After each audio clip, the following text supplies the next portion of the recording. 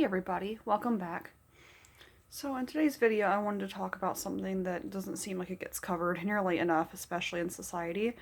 I wanted to talk about nonverbal communication. Everybody is pretty familiar with verbal communication and, being an effective listener, at least I hope. Giving them your attention and kind of things like that. But let's be honest, how often do we talk about nonverbal communication? The funny thing about nonverbal communication is, despite its name, it can actually be a lot more effective with communicating than verbal communication. Because even though nonverbal communication is, as the name suggests, nonverbal, people can't read your mind. They don't always know what you're thinking when you're talking. What you're saying versus what you're thinking could actually completely contradict, and that person would never know because they don't know what's going on inside your mind. If you're sitting there telling somebody this really nice story of what you were doing the other day, and your body's faced away from them, and your tone sounds really dull, and you're not making eye contact, and you're shaking your head, that's all nonverbal communication. But that sends a really powerful message, doesn't it? Because even though they may be telling you a really great story, it doesn't sound like they have your best interest, does it? So yeah, let's touch base on that a little bit. When I think of nonverbal communication, there's so many different things I think about. Eye contact being a pretty good one. Eye contact is actually pretty important. Now this depends a lot on different kind of culture, settings, and even who you're talking to. Some people, most people I feel like are pretty good with eye contact. It shows sincerity, it shows trust, it shows they have your attention. But not everybody does very well with eye contact, as they can find it very intimidating, and even kind of various settings or cultures, prolonged eye contact can also be considered disrespectful too. So that can be a form of nonverbal communication that people don't always think about until they're maybe in a situation where, like it could be that story I was talking about, and, oh, I really want to hear this, sounds interesting. Well, and then maybe the person starts to get kind of uncomfortable because you've been eyeballing them for a straight 2 minutes, and you could just be listening and being respectful and nodding and everything, but if they aren't too fond of eye contact after a few minutes, they kind of might be like, okay, this is getting a little awkward. Obviously, in a situation like that, obviously that wouldn't be deliberate, but that can be an example of how that could be even a good intention, but could still kind of go the wrong way depending on the scenario. So yeah, I think the eye contact's a pretty good one too, because, that is one that kind of has to be taught, and especially if you're talking to somebody who has some, kind of like authority and stuff, you definitely want to be sure you're respectful and paying attention, and just like what you do with really anybody. So yeah, there's eye contact. There's also body language, which not everybody thinks about, but yeah, like, you could be sitting next to somebody, and if you're faced away from them, that may not even be, you may not even think about it, but that can look kind of disrespectful. If they're sitting there engaging you and you're faced away from them, they might be like, why are they faced the other way? Do they not like me? Are they not listening? Well, if they can't read your mind, they might come to that conclusion pretty quickly if you're just kind of like, and you have your back faced to them. Like, that seems kind of rude. So yeah, it's kind of something that not everybody thinks about until somebody's kind of sitting there frowning, looking like, hey, what's going on? Okay, so yeah, eye contact, body language. Not everybody thinks about things like contact, because you can talk to people pretty regularly, and some people do things like hug and shake hands, and, especially if it's like a friend, they might, but other people not so much. And I feel like that's a little bit like eye contact, where some people don't mind and other people are very, very touchy. They don't want to be touched at all. Even a gentle pat on the back like, hey, good job, Grace. Well, maybe she doesn't like to be touched really at all, so even that gentle pat on the back may rub her the wrong way. And I don't know, some people, not only is it so much physical contact, but it can be kind of maybe tactile and or just certain like kind of stimulation, where if somebody's just not used to that, that may surprise them. Like, we've all had the one person where you're maybe sitting there doing work on your computer, and maybe they just kind of come up from behind you, and you feel this hand on your back, and you're like, whoa! And they're just kind of like, hey, what's going on? And it's very innocent, but then you're like, oh my gosh, I just kind of caught you off guard.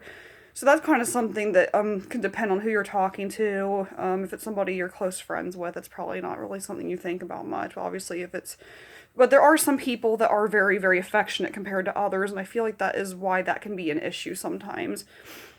Because there can be people that really don't like to be touched really almost ever, unless maybe, the person asks to give you a hug or something first. Because I ask everybody. I'm not a big huggy person, but if I do, I always ask because I think that's a big deal. And I prefer people to do that to me too, so it's kind of, works both ways. But there are some people that are more so, like, they really love to give people hugs. They love to shake their hand.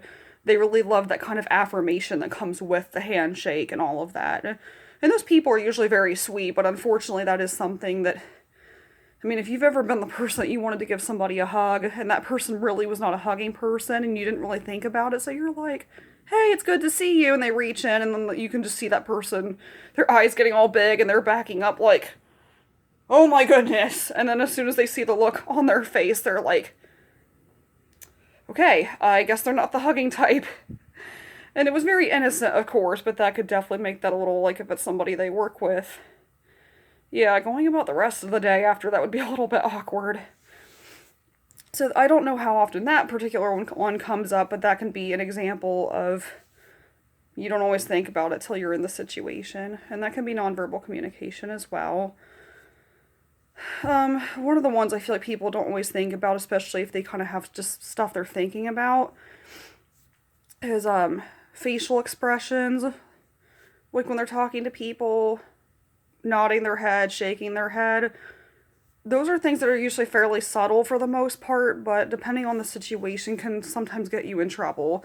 Like, not always on purpose, but you could be talking to somebody and they could be telling you about their day, and obviously if you're like nodding and listening, that's usually positive communication, showing that you're listening and you're understanding.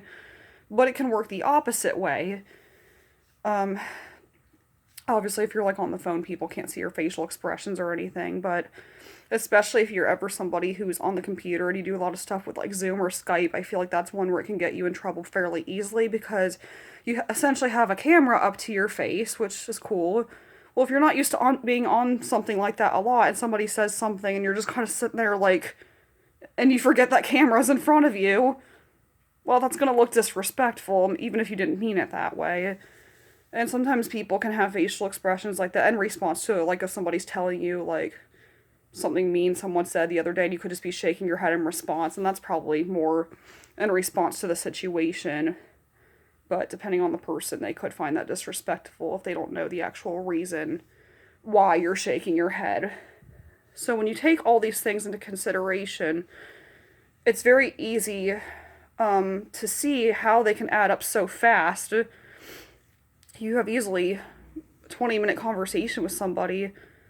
You could have a whole bunch of different body language, expressions in that 20 minutes that, if the person seems kind of awkward around you, you sit there and try to rethink that whole conversation of, did I say something? Did I do something? Was it something on accident?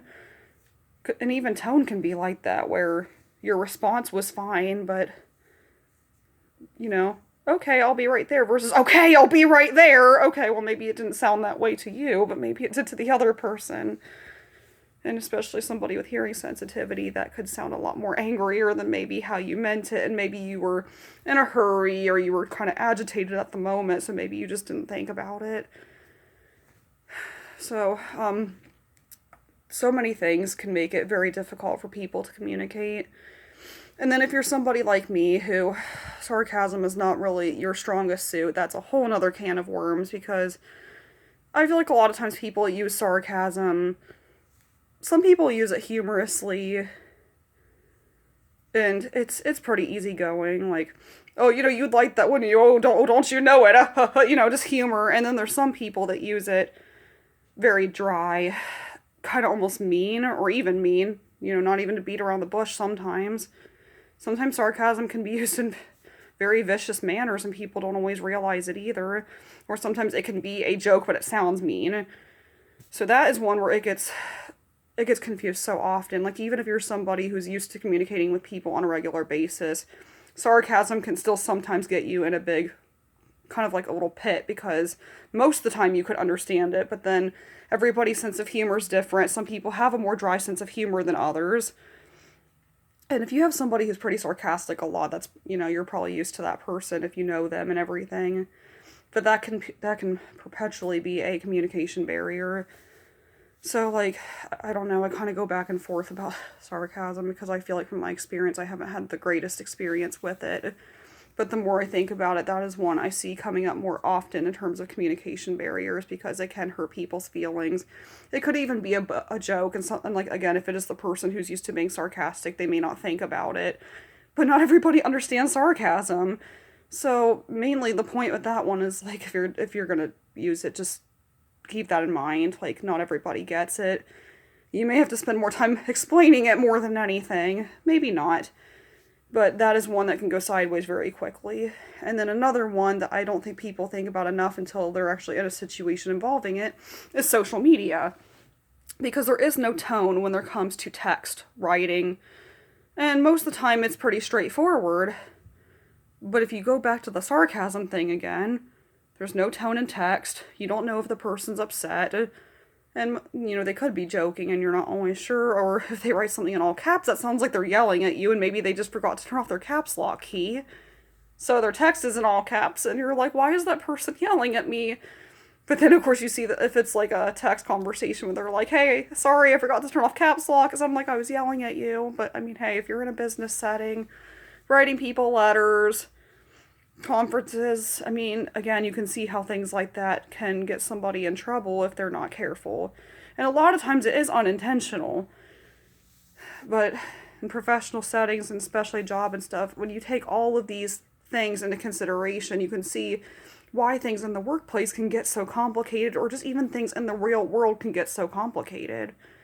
Just always kind of trying to look out and be sure that you kind of, you communicate with people, and just really kind of have a sense of awareness, and, your body language. And sometimes you don't always realize it till people point it out. But I just wanted to make a video talking about that, because I do kind of feel like there's not enough awareness about it, and it can cause more issues than people think. So, just something I wanted to bring up for today, just kind of something to think about.